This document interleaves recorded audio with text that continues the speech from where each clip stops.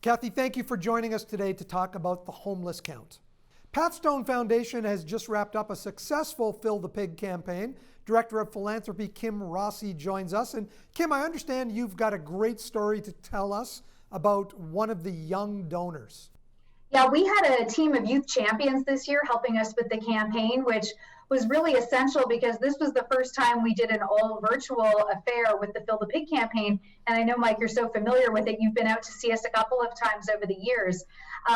So one of our youth champions, her name's Aberdeen, and she's 8 years old, and she's been part of this campaign for a couple of years. She was handing in her donations to the Meridian Credit Union on Kaler Road in Niagara Falls. And a gentleman was doing his banking at the time and then asked the teller, well, what is she raising money for? And the teller mentioned, and then they had an exchange, and Aberdeen said, I'm raising money for Pathstone Mental Health. And he said, well, we need more kids like you. And then said to the teller, please take the amount that she's raised out of my account and I will match it. So her $2,100 donation turned into $4,200 in change. That's incredible. And did he leave his name? Was it made anonymously?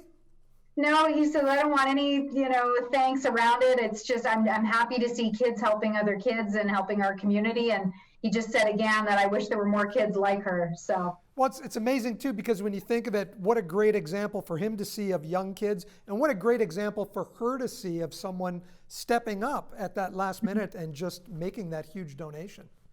Yeah, it was a great demonstration of kindness. And even before she ran into that particular gentleman, other people were in the bank and just asking her what she was doing, and they were throwing her a few dollars here and there, and feeling like they could, make an impact. And that's really what this campaign was all about. It was, the community helping out a local charity to whichever way they could, whether it was volunteering or telling someone else about it, posting on social for us, or even making a donation.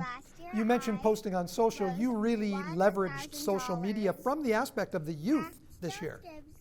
Yeah, we did. And, over the course of the pandemic, we've really engaged our volunteers of all ages to become social ambassadors for us, to help us promote what we're doing, whether it's a fundraising effort or whether it's, immediate services through walk-in or crisis and support line. We really wanted to make sure we were reaching as many people as possible. And we also wanted to keep our volunteers engaged because they were really, it was important to them and to their mental health as well. They can really leverage the support at such a young age through social media. What was the final tally for Fill the Pig? Fill the Pig Feel Better year 3 raised $31,153.68. That's incredible. And this money gets put directly into programs at Pathstone? Yes, absolutely. So while our immediate services like walk-in clinic, in-person and video counseling, as well as crisis and support line are doing quite well right now. We're busy and kids are being seen. Our next real focus is on brief services.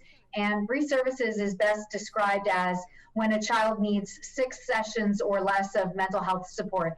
And a lot of times when they come to see us at walk-in or through crisis and support line, it may be recommended that they take a few more therapy sessions through brief services. So that's really where we're focusing donations and fundraising efforts over the next year and a half. Kim, having to move to video counseling during the pandemic, do you see that as being a permanent feature now for Pathstone? Yeah, absolutely. Video counseling therapy was part of our strategic plan for 2023, and then in comes the pandemic, so we fast-tracked that program.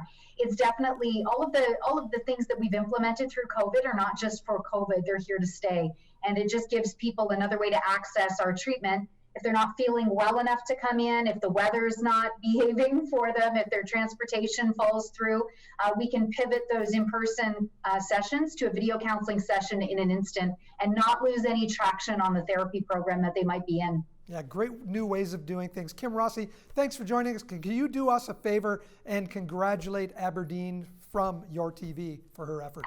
Absolutely, we'll do that. Thank you so much.